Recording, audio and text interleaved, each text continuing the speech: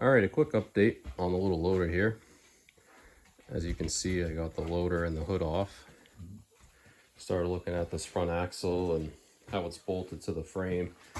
Just 3 little bolts and the bottom one broke. With the amount of weight at the front end, I'm thinking I might just weld it because there's not room to put bigger bolts. I'm going to replace these all 3 hydraulic cylinders. They leak pretty bad, and from my last job I have a bunch of cylinders, so I'm just going to replace them and save these and maybe rebuild them at a later date. I'm going to replace that generator with a 1-wire alternator. But whoever built this, they did a pretty nice job. Those 3 bolts there hold the hood on, and they're tapped. You could have easily just put a through bolt, but did that. Same with the front mounts. Everything's drilled and tapped. Everything's overkill, which I like. The exhaust manifold, unfortunately, is broken, and it has been repaired before. So I'm going to clean everything up and either fix it, or I did find some on eBay. I might just do that. Just replace it. So, did find a couple things. This thing did sit in like a wetland or like kind of near a swamp for a long time.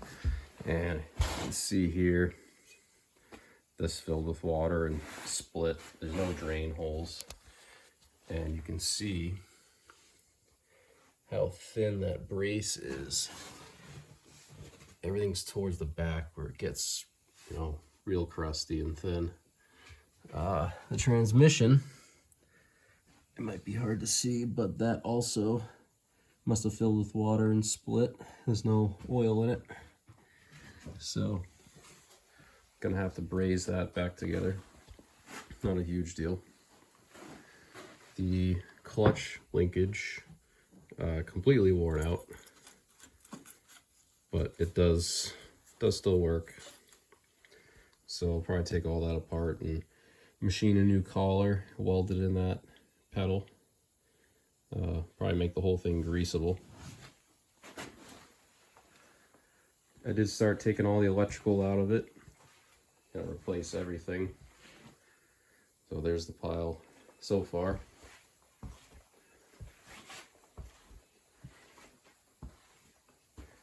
This is the starter switch that was in it. I tested it multiple times and it does work. So I'm gonna run it. I don't know if it was intentional, but the hydraulic lines for the bucket cylinder have quick connects on them, which made taking the loader off real easy.